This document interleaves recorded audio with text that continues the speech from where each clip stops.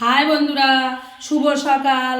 আজকে শুভ জন্মাষ্টমী, আমার সোনার আজকে জন্মদিন, তাই সবার প্রতি আমার বুক ভরা ভালোবাসা রইল।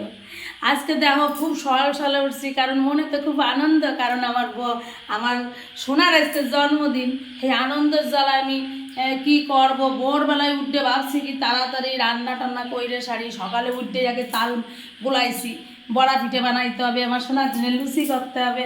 এই দেখো সব কিছু বানাইয়া এই যে মাখাইয়া ধুয়ে দিছি। এই যে বড়া পিঠে করবো, এই যে গুলাই থুইছি। আর কি কব তোমাকে, দুঃখের কথা। এদিকে দেখো এই যে আমার সোনার জন্মদিন বলে কত রকমের এই যে সবজি কাটতে থুইছি, রান্না করব। এর মধ্যে কি হয়েছে, গ্যাস পুড়াইয়া। এখন কি করি, কিচ্ছু করার নাই। তোমাকে দাদাভাই গেছে, ওই যে দাদাভাই গেছে আবার এই উনার ডিউটি পালন করতে, এদিকে আবার এই বাজারে যাবে।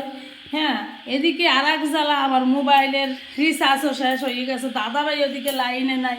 কি যে জ্বালায় পড়ছি বন্ধুরা, আর মতো না। যাই হোক, আমি খুব আনন্দে আছি।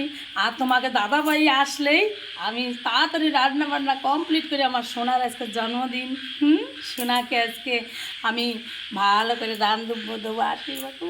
আমার কি আনন্দ। আর বন্ধুরা, তোমাকে সবাইরে কইতেছি যে সবাই আমার সোনার একটুখানি আশীর্বাদ করে যেন ভালো থাকে।